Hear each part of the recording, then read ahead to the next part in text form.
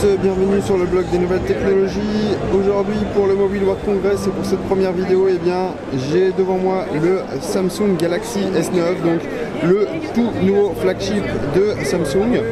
Donc déjà la première chose que l'on peut remarquer sur ce smartphone, c'est qu'il ressemble étrangement au Galaxy S8 que vous avez déjà découvert l'année dernière, mais également au Galaxy Note 8.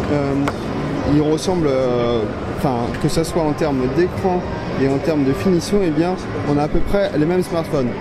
Là où Samsung a fait le gros focus cette année, c'est sur la partie photo, puisque on va retrouver ici sur le modèle S9 donc un seul capteur photo de 12 mégapixels, mais ce capteur a une ouverture que l'on va pouvoir régler et du coup on va pouvoir avoir des rendus assez chouettes, notamment en basse luminosité. Donc petit tour du propriétaire sur ce Galaxy S9. Donc on est sur un écran ici de 5,8 pouces. On a des dimensions de 147,7 mm de haut, une largeur de 68,7 mm et une épaisseur relativement fine puisque le smartphone mesure 8,5 mm. Sur le dessus, sur la tranche du dessus ici, on va retrouver donc, hop, si j'arrive à faire le focus, donc comme toujours sur les salons, la luminosité n'est pas donc sur la tranche du dessus ici, vous allez avoir l'emplacement pour la carte micro SIM et SD. On a sur le côté droit le bouton Power. Sur le côté gauche ici, vous allez retrouver les boutons de volume et également le bouton Bixby, donc qui va vous permettre de lancer l'assistant de Samsung. Et sur ici la tranche inférieure, donc que vous avez ici, donc on retrouve la prise jack. C'est plutôt une très bonne chose que Samsung a gardé la prise jack. On a l'USB type C ici sous l'antibol et on a un premier haut-parleur ici puisqu'on a un second haut-parleur en façade, donc on a un son stéréo. On va retrouver donc la caméra frontale, on va retrouver également la reconnaissance d'iris dessus. On va également avoir à l'arrière donc un capteur photo, donc c'est un capteur photo de 12 mégapixels, donc avec une ouverture qui va pouvoir se régler entre 1.5 et 2.4 et du coup vous allez pouvoir améliorer en fait ces conditions, le cliché notamment en faible luminosité. On a le capteur d'empreinte digitale qui a été positionné en dessous. Rappelez-vous, sur le Galaxy S8 et le Note 8, vous aviez le capteur sur le côté droit.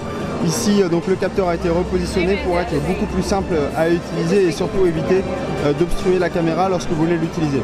On a le flash LED également sur le côté, on a la marque Samsung sur le dessus.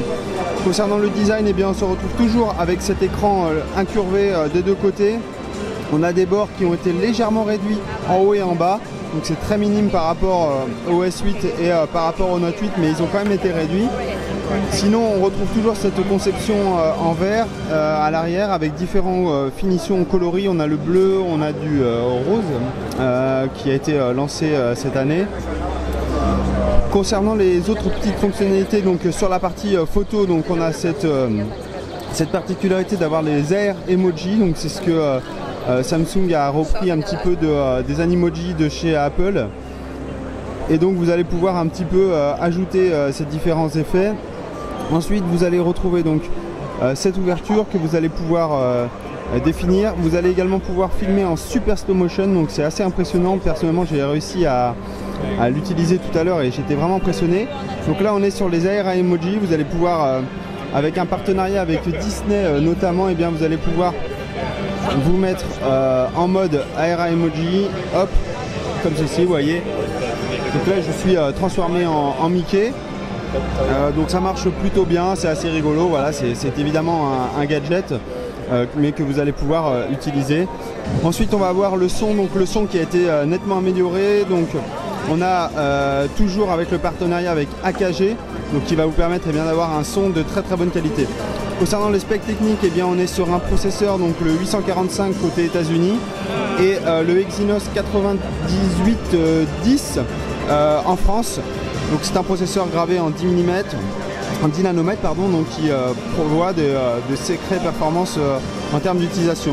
Vous allez retrouver 4 Go de RAM et 64 Go de stockage extensible par une carte micro SD de 400 Go. Vous allez retrouver également une batterie de 3000 mAh. Évidemment, en termes d'autonomie, il faudra voir ce que ça donne sur le terrain. Il est compatible avec la technologie Fast Charge et également avec la technologie de charge QI, donc sans fil.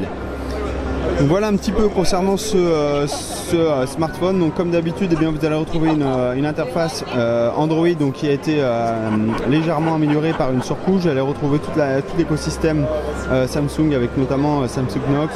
Vous allez évidemment trouver tout l'écosystème Google. Voilà, vous allez vraiment avoir un smartphone haut de gamme directement dans vos mains. Maintenant je vais vous présenter le Galaxy S9 Plus, donc le modèle un petit peu plus grand. Comme l'année dernière, Samsung a annoncé deux smartphones, le S9 et le S9 Plus.